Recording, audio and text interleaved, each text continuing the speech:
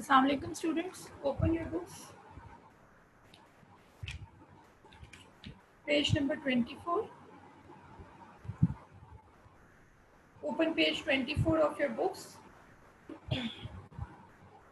So today we have to study from Shah Hussain and Abdul Rashid Helpnazir. Okay, from the right hand side, the paragraph from your right hand side of page number 24. So yesterday we were studying about the farmer's ear. That we were studying about that some farmers have their own fields. Some farmers do not own fields. Some farmers have their own fields. Some farmers do not own fields. Instead, they do work for the landlords. Okay, and then they have to pay rent as well. And what will be the rent? Their half share of their crops will be the rent. So these are called landless laborers. These are called landless, which do not have their own land. Instead, they work on other landlords' lands. So, to earn income, so this is because that they work on these to earn their income, to make money, and to sell the crops. So the farmer's year, we were studying about the farmer's year, that the farmers work throughout the year, because in summer season there are separate crops for the summer season, and there are separate crops for the winter season. So the summer crops are called the kharif crops, and the winter crops are called the rabi crops. So I was telling you about the map, that how the barrage is giving water, how the barrage is giving water to the uh,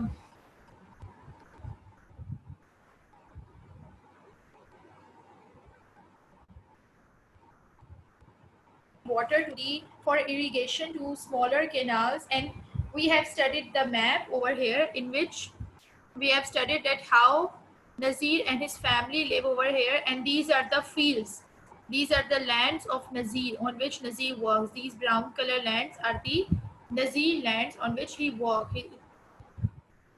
Students, who is doing this?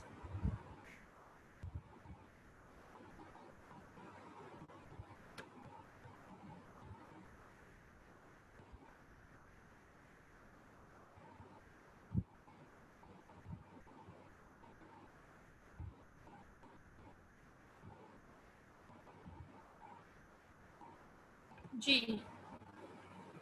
Wait a minute, Rohan. So I was telling you about the Goths, where Nazir lived, and his fields as well. So we have studied about this. Now we have to start from Shah Hussain and Abdul Rashid help Nazir. अब Shah Hussain और Abdul Rashid जो हैं, these are his friends. Okay, they have not discussed about Shah Hussain and okay, Shah Hussain and Abdul Rashid are his sons. ये उसके बेटे हैं जो शुरू में हमने पढ़ा था ना. These are his sons. They both are his sons. So they help their father in his work. Yes, Rohan, what do you want to say? It's page number 24, okay? If you want to ask the page number. So they are standing on the right in figure 2. अब देखो figure 2.16 में जो right पे है ना, ये right पे कौन है? Shah Hussain, Abdul Rashid and their friends. ठीक है, शाह हुसैन है, अब्दुल रशीद और फिर उनके फ्रेंड्स हैं. सो they are standing on the right in front with their friends. Zarina and Abdul Qadir go to school in the village. Zarina और अब्दुल कादिर जो कि अभी कितने साल के हैं? They are twins, 10 years. So they go to the school in the village, but also work on the farm at times. ठीक है, यानी at times they also work on the farm. Figure 2.17. Now look at figure 2.17. Naseem feeding cows in the goats. Now what does Nazir wife do? नज़ीर की wife क्या करती है? ये जो farmers होते हैं, इनकी जो वाइफ होती है, ये भी इनकी बहुत ज़्यादा हेल्प आउट करती हैं एट द फील्ड्स, उनके साथ इक्वली काम करवाती हैं. So what is she doing? She also feeds the poultry, looks after the family. Sometimes she works in the field, यानी वो सारे काम करती है, पोल्ट्री में भी वर्क करती है.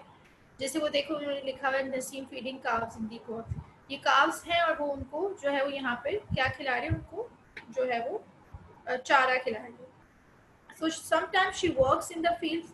Every evening she walks about 1 kilometer with other women of the Goth to get something for the family. You can see the women in figure 2.11 setting off their on their work. अब आप figure 2.11 में देख सकते हैं, ये जो हमने यहाँ पर अभी देखी थी. Yesterday I have told you about figure 2.11. This one. In this figure you can see figure 2.11 that the women are walking. Why are they walking? They are walking to get something for the family. Okay, you can see the women in setting off on their carrying something on their heads. What are they going for? ये क्यों जा रही हैं? Maybe they are going towards the field. और बल्कि इनके ऊपर आपको क्या नजर आ रहा है? ये इनके सर पे जो है वो clay pots रखे हुए हैं and they are going to fill them with water. Ji Rohan, your hand is raised. You want to say something? Ji students, turn on your video. Turn on your cameras.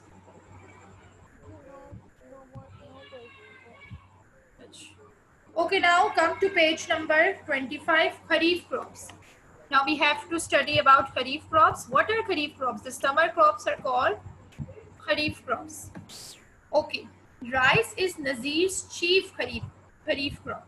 अब नज़ीर की जो chief Kharif crop है वो कौन सी है? Rice. Means he mostly grows rice, but in some years he may also grow cotton. लेकिन कुछ साल वो मतलब कभी कभी वो कॉटन भी ग्रो करवाता है. He may also grow millets. Millets, what are millets? Jawar and bajra, which can stand drought. Drought क्या होता है? Means a condition of famine जिसे हम पढ़ते हैं when there is shortage of food. जब खाने की कमी हो जाती है, that is called drought. When there is a shortage of food. So he may also grow millets. He grows millets if he thinks that a field will not receive enough irrigation water for rice. अब वो rice कब grow नहीं करता? जब उसे पता होता है कि fields को water नहीं मिलेगा irrigation के लिए, तब वो rice grow नहीं करता. Instead he grows millets. उसकी जगह फिर वो millets grow करवाता. Can you see Y field X on the map figure 2.30? Now look at your books figure 2.30. It's page number 23 जो map आपको दिखाया है.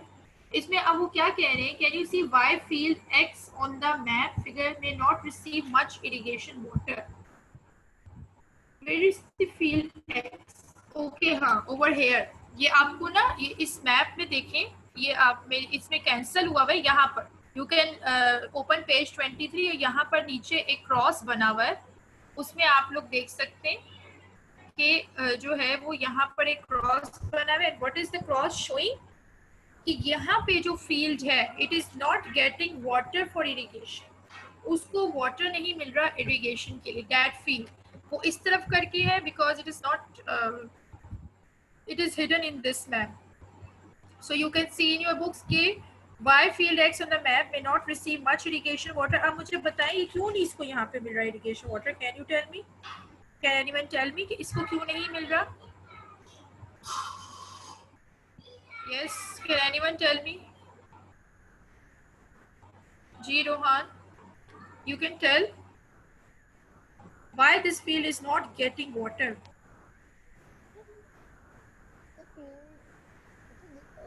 The field is not getting to water because in the dry areas the water has been dried, like in the deserts.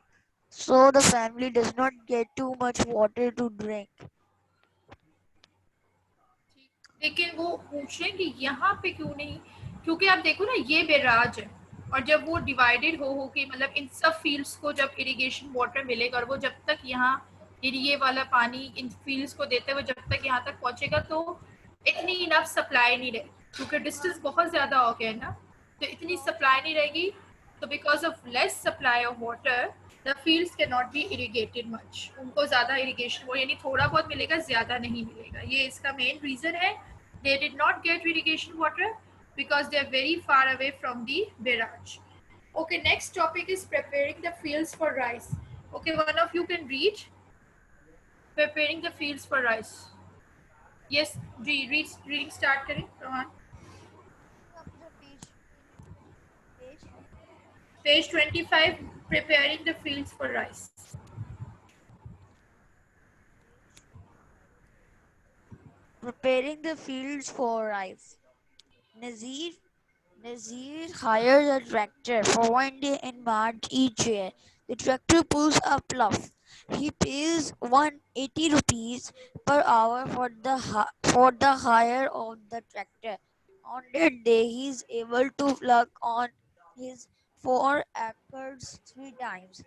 Each time he plugs them, he goes in a different direction, so the soil is well broken up. Okay, Mithra stop can reading. Stop reading. G. So, what are they saying in this paragraph?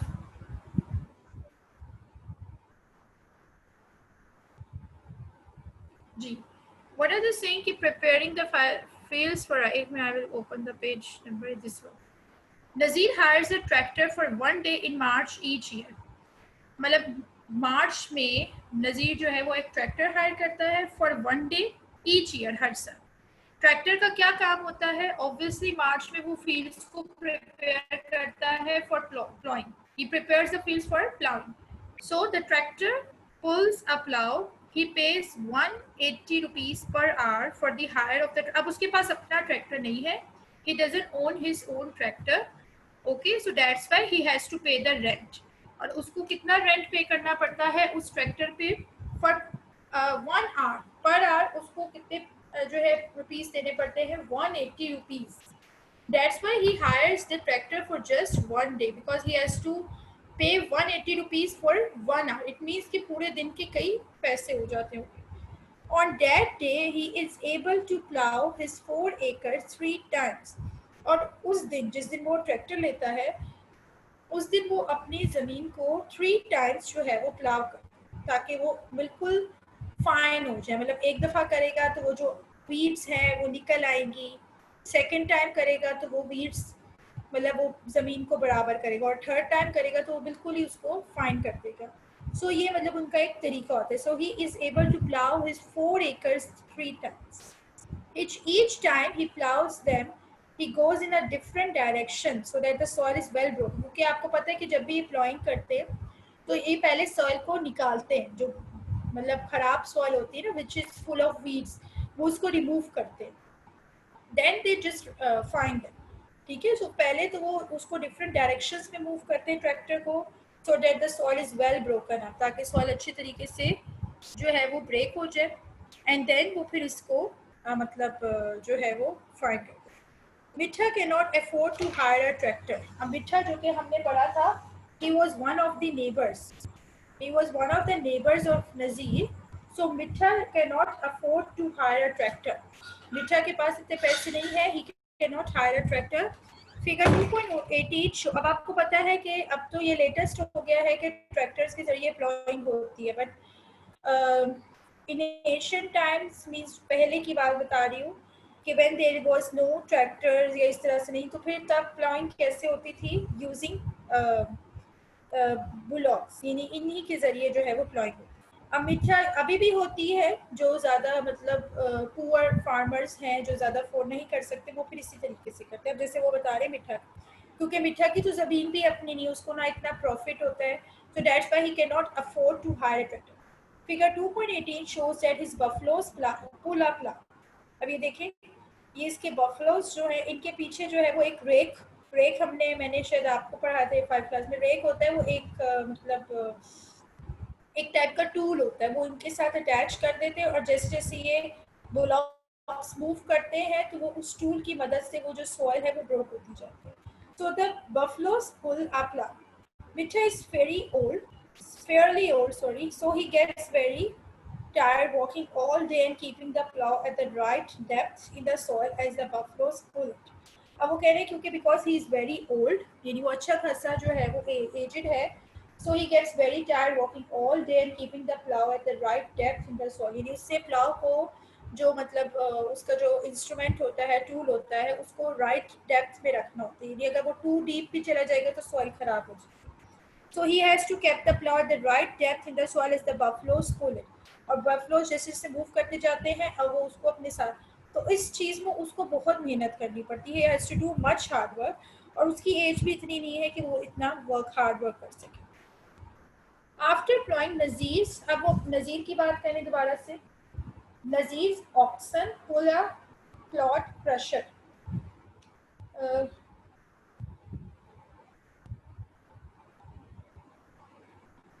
Claude crushers को इन्होंने इसमें मतलब यानी कि जो ज़्यादा thick अगर कोई उसमें आ जाएगी ना, यानी क्लॉड्स बन जाएंगी, मीन्स कि थिक जो सॉइल है वो इकट्ठी हो जाएगी, तो उसको उन्होंने कहा है, लेकिन राइट मीनिंग फिर भी मैं आपको इसका बता दूँगी बाद में।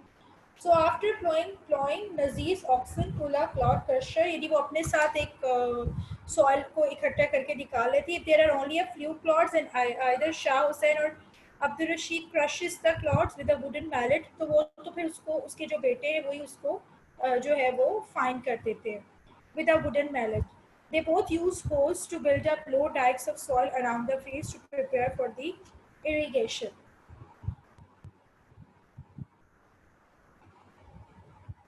ओके अब वो सॉइल को जो है उन्होंने कहा है कि वो उसमें जो है वो डिचेस हमने पढ़ी थी ना, वो डिचेस बिल्ट अप करते हैं सॉइल के इर्द गिर्द ताकि वो फील्ड्स को इरिगेशन के लिए प्रिपेयर कर सके। यदि एक दफ़ा वो जब सॉइल को हम रिफाइन कर देते हैं, उसके बाद उसकी गिर्द, जैसे हमने ये डिच देखी थी ना यहाँ पे, इट्स ऑन पेज नंबर 2.10, तो यहाँ पर वो फिर एक छोटे से नहर होती है, नहर नहर that is called ditch, it's over here this one, ये आपने देखी ना, irrigation ditch taking water to smaller ditches between fields, ठीक है, ये इरिगेशन डिच है, और जो स्मॉलर डिचेस बनती है ना फील्ड्स की गिर्द, उसमें ये ले जाती है। तो अभी हम यही पढ़ रहे हैं कि जो नज़ीर सन्स हैं वो क्या बना देते हैं, they both use hoes to build up low dikes of soil around the fields to prepare for the irrigation, means वो सॉइल के इर्द गिर्द जो है वो यानी डिचेस प्रिपेयर करते हैं, स्मॉल डिचेस प्रिपेयर करते हैं ताकि इरिगेशन हो सके। The level land of the lower Indus plain also helps to prevent the irrigation water from flowing away quickly. अब वो इंडस प्लेन का बता रहे हैं कि इंडस प्लेन का जो लोअर इंडस प्लेन है उसके भी इतना लेवल लैंड है कि वो भी जो है वो इरिगेशन वाटर को, इरिगेटेड वाटर को फ्लो करने नहीं देता, यानी अब दूर नहीं जाने। Okay, so this was ploughing. So ploughing में हमने क्या पढ़ा है कि they prepare their fields for ploughing. So first जो स्टेप होता है क्रॉप्स ग्रो करने में वो क्या होता है, प्लॉइंग। प्लॉइंग किसकी मदद से की जाती है, आइदर विद ट्रैक्टर्स और विद अ बुलॉक, यानी समझने वाली बात इसमें यही है कि ploughing is done either with a tractor and a bullock or buffaloes, and then after that we have they refine the soil, they prepare the soil for irrigation. तो second step क्या आ जाता है, irrigation, उसके बाद उसको irrigate करते हैं soil को। अब उसके बाद next what is the next step, harvesting। अब आपको पता है जो खरीफ क्रॉप्स, अभी they are talking about kharif crops, ठीक है। सो खरीफ क्रॉप्स जो हैं they start from April, so they have to do the preparation from March and they are prepare till September. सितंबर तक जो खरीफ क्रॉप्स हैं, जो समर क्रॉप्स हैं, वो रेडी हो जाती हैं। In September the rice is ripe and ready for harvesting. Harvesting यानी उसके बाद उन क्रॉप्स को जो है वो चुनते हैं, so this is called harvesting. Shah Hussain and Abdul Rashid make openings in the dikes around the fields so that the water can drain away. अब वो जो है वो मतलब यानी जो फील्ड्स के गिर्द उन्होंने डाइक्स बनाई थी, अब वो उसमें ओपनिंग्स करेंगे ताकि उस डाइक्स के ज़रिए जो है वो वाटर जो है वो कैरी अवे मतलब ड्रेन किया जा सके। यानी उस फील्ड्स में अगर पानी जो खड़ा हो जाता है ना, उसको ड्रेन अब वो करेंगे, अब उस वाटर को वो ड्रेन करेंगे। तो उसके लिए वो ओपनिंग्स बनाएंगे डाइक्स में, जो फील्ड्स की गिर्द उन्होंने डाइक्स बनाई थी ताकि वो फील्ड्स को इरिगेट कर सकें। अब क्योंकि उनमें पानी खड़ा हुआ है, इरिगेशन की वजह से वो फील्ड्स में जो है वो पानी खड़ा हो जाता है, तो अब उस वाटर को उन्होंने क्या करना है, ड्रेन करना। फिगर 2.19, अब देखिए ये फिगर 2.19 आपको नजर आ रही है। What is he doing, Nazir cutting the rice with a sickle. Sickle is also a tool, ये भी एक टूल है, और हार्वेस्टिंग के टाइम पे ये सिकल यूज़ करते हैं ताकि ये क्रॉप्स को रिमूव कर सकें। Figure 2.19 shows Nazir cutting the rice with a sickle. अब देखो, a sickle has a long curved sharp blade and a wooden handle. इसका जो हैंडल होता है वो वुड का होता है और आगे जो इसका ब्लेड होता है वो कर्व होता है और शार्प होता है ताकि उनको ऐसे रिमूव किया जा सके ब्लेड के जरिए। किसको? राइस क्रॉप्स को जो कि प्रिपेयर हो चुके हैं। ठीक है। The rice is then tied in bundles. फिर जैसे कॉटन के हमने पढ़ा है ना कि कॉटन बॉल्स रिमूव कर ली जाती हैं, इसी तरीके से राइस क्रॉप्स उतारी जाती हैं सिकल की मदद से, एंड देन उसके बाद वो राइस जो है उसको बंडल्स में टाई कर लिया जाता है। You can see Shah Hussain in figure 2.20। ये जो उसका शाह हुसैन जो हमने पढ़ा हिस्सा है, अब ये जो है ये क्या कैरी कर रहा है? A bundle of rice to be threshed. ये राइस का बंडल लेके जा रहा है क्या करवाने के लिए? To be threshed. अब what is threshing? Threshing is the process, underline, threshing is the process that separates the grain from the rice plants. जो rice crops होती हैं इसमें से grains को separate किया जाता है। इनमें grains होते हैं, इनको इनमें से grains को separate करने के लिए एक process होता है that is called threshing। और ये next जो है क्या step है कि ये threshing करने के लिए जो है वो लेके जाना। Open your next page of your books, page number 26। अब ये देखो आपको ये फिगर 2.21 नजर आ रहा है। अब ये देखो ये जो राइस है वो कैरी करके ले आए यहाँ पे। अब ये थ्रेशिंग किस पे हो रही है? ऑन अ ड्रम, यानी इसमें से ड्रम पे से जब उन्होंने इसको तरीका किया हुआ है कि ये ड्रम के जरिए जो है वो इसमें से ग्रेन्स रिमूव करेंगे। Figure 2.21 shows the rice grains dropping onto a heap of grain when the bundle is banged against the drums। और जब बंडल को ड्रम्स के अगेंस्ट जो है वो बैंग यानी उनको उसके अगेंस्ट जो है वो उन पर थ्रो किया जाएगा या उनके अगेंस्ट जो है वो उन्हें मूव किया जाएगा, तो इस तरीके से जो है वो उनमें से ग्रेन्स जो है वो रिमूव हो जाएंगे। So this is the method of removing grains from the rice. This is called threshing. अब नेक्स्ट आपकी है summer crops, that is rabi crops. अब आपको पता है रबी क्रॉप्स कौन सी क्रॉप्स होती हैं? Winter crops. So after the summer monsoon, less water flows down the river Indus and into the irrigation canals। ठीक है, यानी समर मानसून के बाद आपको पता है पानी रिवर इंडस में जो वाटर लेवल है वो कम हो जाता है। रिवर इंडस में वाटर लेवल कम हो जाता है मानसून के बाद, क्योंकि मानसून में बारिशें इतनी होती है कि जो वाटर लेवल है वो हाई हो जाता है, but after monsoon the water level lowers. ठीक है, सो इसी वजह से जब रिवर इंडस में पानी कम आएगा तो इरिगेशन कैनाल्स में भी फिर पानी ज़्यादा नहीं होगा। So how can you tell from figure 2 that previously the water level was higher than it is now? So figure 2.15 अगर हम देखें तो how can you tell that previously the water level was higher than it is now? अब देखो इसमें आपको water level नजर आ रहा है फिगर 2.15 में, अगर आप लोग अपनी बुक्स में देखें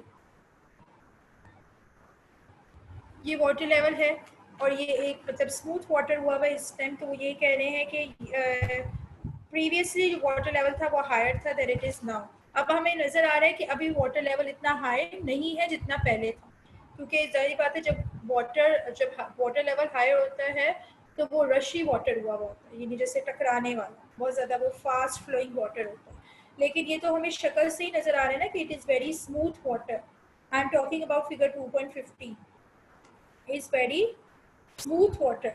सो हमें इस तरीके से हम कह सकते हैं कि प्रीवियसली वाटर लेवल हायर था इसलिए वो फास्ट फ्लोइंग भी था, और नाउ क्योंकि वो हमें स्मूथ नज़र आ रहा है तो it is not there is not much enough water. Wheat needs less irrigation water than rice। Underline करिए, rice needs more water। Rice को अपनी जो है वो ग्रोथ के लिए वाटर की ज़्यादा ज़रूरत होती है एज कम्पेयर टू wheat। तो it is Nazir chief rabi crop. तो नज़ीर की चीफ रबी क्रॉप कौन सी है? wheat। अभी हमने पढ़ा था नज़ीर की चीफ खरीफ क्रॉप कौन सी है? राइस। लेकिन हमने ये भी पढ़ा था कि if he can not grow rice due to less irrigation water, so what does he do then? He grows millets instead। But now we are studying about the rabi crops, which are the winter crops। So what are winter crops? What is Nazir's chief rabi crop? Wheat। He plants it in November and harvests it in April। अब वो wheat को कब plant करता है? नवंबर में, यानी अक्टूबर में वो फिर प्रिपेयर करता होगा सॉइल। एक दफ़ा जब राइस की हार्वेस्टिंग हो जाती है तो उसके बाद जो नज़ीर है वो फिर सॉइल को प्रिपेयर करता है फॉर अगेन फॉर प्लॉइंग, फिर वही पूरा प्रोसीजर होगा, इसलिए उन्होंने आपसे दोबारा डिस्कस नहीं किया। यानी प्लॉइंग है, फिर हार्वेस्टिंग है, फिर थ्रेशिंग है, पूरा वही मेथड है, ठीक है। इसलिए they didn't repeat it, they just tell you कि what is the Nazir chief rabi crop. Nazir chief rabi crop is wheat. So उसकी मतलब उन्होंने बताया कि he plants it in November and harvest it in April. वो कब तैयार हो जाती है? It is prepared in April, so it harvest in April. He also grows some vegetables, और कुछ वो vegetables भी। Okay, now the farm produce. The farm produce अब हमने देखना है कि इसका रिजल्ट क्या होता है, कि क्या मतलब इसको जो है वो कितना इनकम क्या होती है। Now we have to study its income. यानी the farm produce mean the farm income. Now we have to study the income of the farm. Nazir keeps most of his produce to feed his family and animals, so his farm is called a subsistence farm. Underline कर लें इस word को, subsistence farm. कि नज़ीर जो है he is not selling much of his crops. Okay, he keeps most of his crops for feeding his family and animals. क्योंकि आपको पता है जो मतलब villages के लोग होते हैं इनके पास बहुत ज़्यादा animals भी होते हैं, तो जब इनकी और तो कोई इनकम नहीं, लेकिन इनको मतलब यही होता है कि ये अपने एनिमल्स का ख्याल रखें, अपनी जो है वो फैमिली का ख्याल रखें, और थोड़ी बहुत जो है वो ये मतलब क्रॉप सेल करके जो थोड़ी बहुत इन्हें इनकम चाहिए होती है तो वो उससे पूरी हो जाती है। तो इसी वजह से because he keeps most of his crops to feed his family and animals, so that's why his farm is called a subsistence farm. इसी वजह से हम इसके फार्म को पढ़ रहे हैं सबसिस्टेंस फार्म। अभी हम इसको आगे और पढ़ेंगे। He may also sell some rice and vegetables. अब वो कुछ मैंने आपको बताया ना कि he sells some of the rice and vegetables, वो थोड़ी बहुत rice and vegetables को sold कर देते हैं। Figure 2.22. Now it's ये वाली Nazir gathering up the rice grains. अभी आपको नजर आ रहा है कि what is he doing? He is gathering up the rice grains. Now he also sells some rice. Figure 20 show Nazir scooping up the rice grains after threshing. Scooping up यानी gathering. अब वो इनको क्या कर रहा है, इकट्ठा कर रहा है फॉर सेलिंग, ठीक है। आफ्टर थ्रेशिंग, थ्रेशिंग के बाद हमने पढ़ा है ना कि वो राइस बिल्कुल प्रिपेयर्ड हो जाते हैं, उनमें से ग्रेन्स रिमूव हो जाते हैं, तो फिर इसीलिए वो इनको अब क्या कर रहा है, इकट्ठा कर रहा है। Naseem and Abida are watching. Nazir will take sacks of rice home on the donkey standing there. ये देखो ये जो डोंकी खराब है, ये इसके ऊपर जो है वो सैक्स जो मतलब बोरियां होती है ना उनको बोलते हैं। So he will take the rice in sacks on the donkeys to homes, but he will also sell some to the merchant who has brought his tractor. ये देखो ये जो ट्रैक्टर और ट्रेलर लेके खड़ा है ना यहाँ पर, ये मर्चेंट है। ये जैसे मर्चेंट्स होते हैं जो खरीदने आते हैं। He is a merchant, so he is buying some rice from Nazir. अब वो नज़ीर से क्या खरीद रहा है, rice. So he is also selling some rice to the merchant who has brought his tractor and trailer to take it away from here and from other farmers in the area. वो अपना इतना बड़ा tractor trailer क्यों लेकर आया है, ताकि वो नज़ीर से राइस भी ले सके और भी कुछ फार्मर से वो चीज़ें ले सके और उसके बाद वो उनको ले जाए। नज़ीर some vegetables to another merchant who takes them to Karachi. इसी तरीके से नज़ीर एक और मर्चेंट को जो है वो क्या सेल कर देता है, vegetables, so that they can take them to Karachi.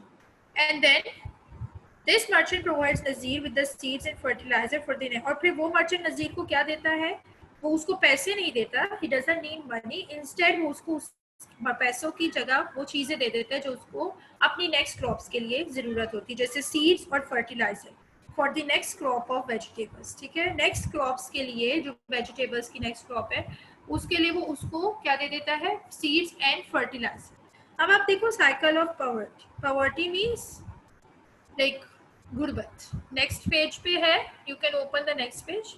इसको हम एक दफ़ा देख लेते हैं। व्हाट इज सही है, मैंने लास्ट आपको पढ़ाना है, फिर हम कैश क्रॉप फार्मिंग जो है वो हम नेक्स्ट स्टडी करेंगे। अब साइकिल ऑफ पॉवर्टी से क्या मुराद है? Nazir and his family work very hard but still remain poor. अब पुअर क्यों है? बहुत ज़्यादा मेहनत भी है, मतलब प्लॉइंग है, हार्वेस्टिंग है, थ्रेशिंग है, इतने मेथड्स हैं, पूरा पूरा साल काम है, और उसके अलावा वो एक दिन मतलब ट्रैक्टर लाता है और जिस दिन उसको भी उसको रेंट पे करना पड़ता है। तो मतलब he works very hard but still remain poor, लेकिन इनकम नहीं है इतनी। The work is slow and the amount they produce depends mainly on factors over which they have little or no control. Work slow है और जितनी amount produce होती है वो फैक्टर्स पे डिपेंड करती है. जैसे फैक्टर्स क्या है, अंडरलाइन कर लें. What are the factors? It's in the fourth line return. These include the weather, the supply of irrigation water, and attacks by plant diseases and pests. ये सब जो है ये फैक्टर्स हैं. ये फैक्टर्स उसे फॉर एग्जांपल अगर एकदम से जैसे उसकी फसल तैयार हुई हुई और सेंटर में आई हुई है, मतलब तकरीबन वो हार्वेस्टिंग का टाइम करीब है, तो उसकी फसल जो है वो एकदम से बहुत ज़्यादा एक्सट्रीम बारिशें शुरू हो जाती हैं. अब बहुत बारिशों की वजह से क्या होगी, उसकी फसल खराब हो जाएगी. What will happen? His crop will not remain in the same condition. ठीक है, उसकी जो क्रॉप्स हैं वो खराब हो जाएगी. तो उस कंडीशन में क्या होगा, या फिर अगर ये जैसे आपने अक्सर सुना होगा, न्यूज़ आती है कि जो लोकस्ट होते हैं वो अटैक कर देते हैं, यानी जो पेस्ट होते हैं वो क्रॉप्स पे जब अटैक करते हैं तो क्रॉप्स सारी वो खा जाते हैं. तो इन कंडीशंस में उनका कोई कंट्रोल नहीं है, मतलब वो इन चीज़ों को कंट्रोल ही नहीं कर सकते. ठीक है, so they can not control the weather. ठीक है, वो तो अल्लाह ताला की तरफ से. They can not control the irrigation water, वो भी उन्हें नहीं पता. अगर बारिशें थोड़ी होंगी तो उन्हें पानी मिलेगा, नहीं होंगी तो उन्हें नहीं मिलेगा. और इसी तरीके से प्लांट डिजीजेज एंड पेस्ट, और अक्सर प्लांट में खुद भी डिजीजेज हो जाती हैं और समटाइम्स जो है ये लोकल्स और ये पेस्ट वगैरह हमला करते हैं, अटैक करते हैं और उनको खराब करते हैं. The amount of money that they receive for their crops is also out of their control. इसलिए उन्हें नहीं पता कि उनकी क्रॉप अगर मतलब इस तरह की कंडीशंस हो जाती है तो उनकी क्रॉप सही नहीं बनती और उनको फिर वो मनी भी नहीं मिलती. प्राइसेस जो है क्रॉप्स की वो कौन फिक्स करती है? Government. Underline, the prices for their crops are fixed by the government. All this means that there is little or nothing they can do to become richer. यानी कुछ पता नहीं है, कभी वो उनकी अच्छी सेल हो जाती है, कभी लेस इनकम हो, कभी उनकी फसल बिल्कुल ही डिस्ट्रॉय हो, कभी उनकी क्रॉप्स बिल्कुल ही डिस्ट्रॉय हो जाती है. So in that case they have no control. Okay, they have no control, and this means that there is little or nothing they can do to become richer. Therefore, Nazir and many other small scale, इसलिए हम इनको क्या पढ़ते हैं? Small scale arable farmers. ये किस में trap हुए हुए हैं? Nazir and many other small scale arable farmers in Pakistan are trapped in a cycle of poverty. Figure 2.23 देखो, low output, little surplus for sale, low income, little money to buy better and more fertiliser. आपको नजर आ रही है cycle of poverty क्या है? कि लो, यानी अगर अच्छी क्रॉप्स नहीं बनेगी तो उनके पास सेलिंग के लिए इतनी क्रॉप्स होंगी ही नहीं. अब वो जारी बात है, उन्होंने अपनी फैमिली को खिलानी भी है और सेल भी करनी है. So they have little surplus for sale and then they will be having low income and in the last they have little money to buy better and more और फिर लास्ट में उनके पास ना इतनी मनी नहीं होगी कि वो मजीद कोई बेटर फर्टिलाइजर बाय कर सके. सो ये जो है this is called the cycle of poverty. ये साइकिल ऑफ पॉवर्टी है और इसमें ये बहुत सारे जो स्मॉल स्केल रेबल फार्मर्स हैं, they are trapped in this cycle of poverty. Now I am going to ask you questions. अगर आप लोग जो है उस दौरान आप लोगों की रिवीजन भी हो जाएगी और कुछ नहीं समझ आया होगा तो वो भी आप मुझसे पूछ लीजिएगा. Okay, so what are the two kinds of crops which we have studied today? Who is going? Raise your hands और जल्दी जल्दी आंसर करने सबने. जी रोहान.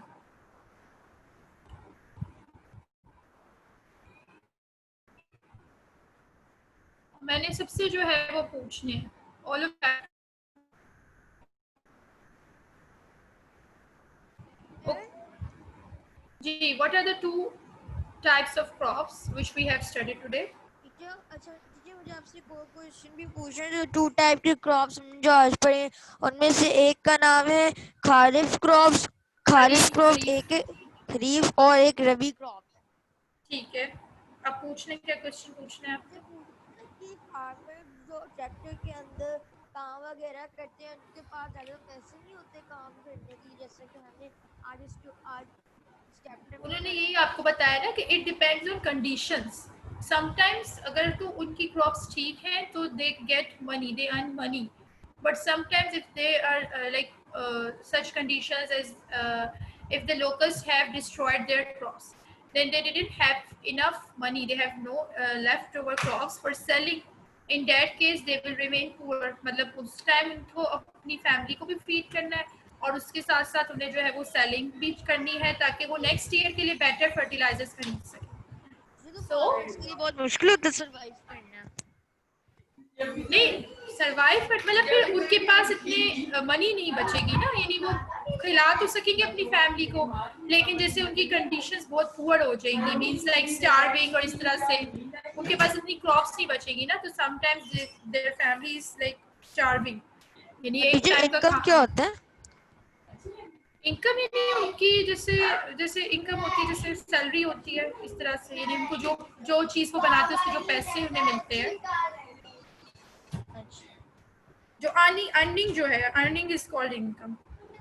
ओके नेक्स्ट मोमेंट जी, unmute yourself students, all of you unmute yourself, मैं one by one फिर सबसे पूछती हूँ जी। Moment you tell me what is the first step in the preparation preparing the fields for rice, उसकी जो first step कौन सा है, what is the first step? irrigation.